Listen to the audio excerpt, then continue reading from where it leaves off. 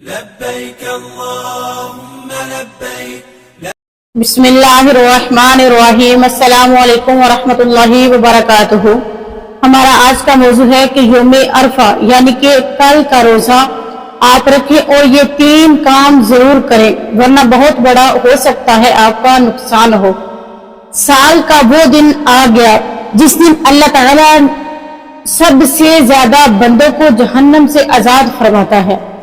وہ دن جس دن آسمان کے دروازے کھول دیے جاتے ہیں، جس دن دعائیں رد نہیں ہوتی، جس دن گناہ معاف ہوتے ہیں اور جس دن اللہ اپنے بندوں پر فرشتوں کے سامنے فخر فرماتا ہے. جی ہاں، 26 مئی 9 ذوالحج یوم عرفہ ہے. اگر آپ نے اس دن یہ 3 کام کر لیے تو شاید آپ کی پوری زندگی بدل جائے.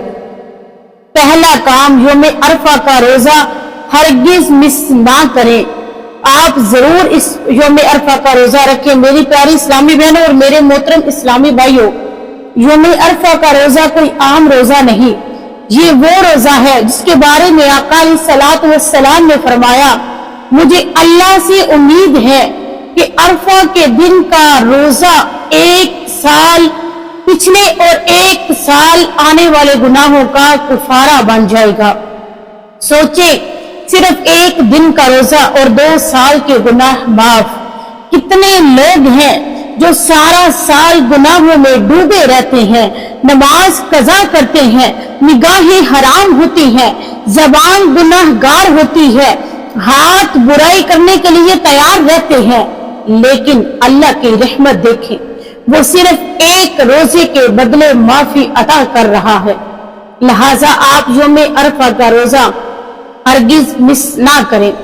نیت کیسے کرنی ہے؟ نیت زبان سے کہنا ضروری نہیں، دل میں پکا ارادہ کر لیں کہ میں اللہ کی رضا کے لیے یوم عرفہ کا روزہ رکھتی ہوں یا رکھوں گا، بس نیت ہو گئی.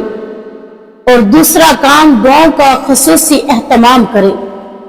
روکے سجدے میں ہاتھ اٹھائے دعا کرے کہ بہت سے لوگ پریشان ہیں، کسی کے گھر میں بیماری، کسی پر قرض، کسی کی شادی نہیں ہو رہی، کسی کی اولاد نافرمان ہے، کسی کا رزق بند ہے، کسی کا دل ٹوٹا ہوا ہے. تو سن لو، یوم عرفہ دعا قبول ہونے کا دن ہے.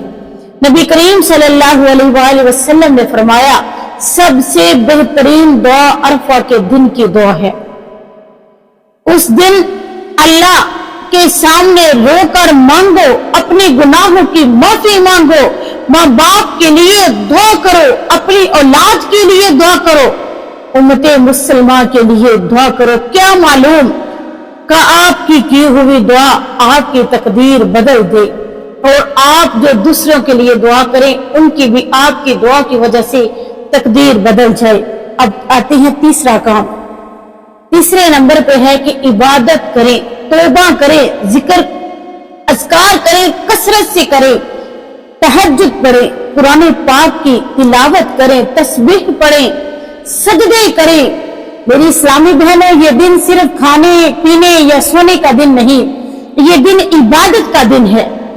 آپ کوشش کریں، نوافل پڑھیں، قرآن پاک کی تلاوت کریں، کثرت سے استغفار کریں، درود شریف پڑھیں، توبہ کریں، گناہوں سے بچیں اور خاص طور پر صلاۃ و تسبیح پڑھیں. یہ بہت عظیم نماز ہے.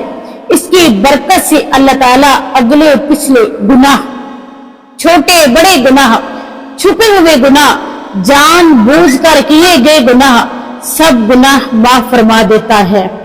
سب گناہ اللہ معاف فرما دیتا ہے. صلاۃ و تسبیح، سبحان اللہ وبحمدہ، سبحان اللہ والحمد للہ ولا الہ الا اللہ واللہ اکبر، یہ آپ نے 300 مرتبہ 4 رکعتوں میں پڑھنی ہے. یعنی کہ 4 رکعت آپ پڑھیں گے تو یہ 300 مرتبہ تسبیح پڑھی جائے گی. مسجد میں نماز پڑھیں یا عید کا ماحول ہو، آپ لوگ 9 ذوالحج کی فجر کی نماز سے لے کر 13 ذوالحج کی عصر تک، 9 ذوالحج سے لے کر 13 ذوالحج کی عصر تک ہر فرض نماز کے بعد یہ تکبیر ضرور پڑھیں. یہ پڑھنا واجب ہے. अल्लाह अकबर, ला इलाहा इल्लल्लाह वल्लाहु अकबर, अल्लाह अकबर वलिल्लाहिल हम्द। मर्द हो या औरत, हर एक को ये तकबीर पढ़नी चाहिए। मेरी इस्लामी बहनों और मेरे मोहतरम इस्लामी भाइयों, क्या मालूम ये हमारी जिंदगी का आखिरी यौम अरफा हो। क्या मालूम अगले साल हम जिंदा भी हो या ना हो। इसीलिए आज के दिन को जाया मत करें, रोजा रखें, दुआ करें, इबादत करें, अल्लाह से अपने गुनाहों की माफी मांगे। क्या पता अल्लाह ताला हम सबको इबादत की तौफीक दे और अल्लाह हम सब के गुनाहों को माफ फरमा दे, हमारी मुश्किलात को आसान फरमा दे और हमें जहन्नम से आजादी अता फरमा दे। आमीन या रब्बुल आलमीन। अगर आप चाहते हैं कि इस्लामी मालूमात आप तक रोजाना पहुंचती रहे तो अभी तैयबा इस्लामिक टीवी को सब्सक्राइब करें, लाइक करें, कमेंट में अपनी राय का इज़हार जरूर किया करें, ताकि मैं आपकी सोच के मुताबिक और आपकी कहने के मुताबिक उस पे वीडियोस लेकर रहूं। अल्लाह ताला हम सबको अपने ईमान में रखे और हम सबका हामी और नासर हो। वमा अलैना इल्लल बलाग।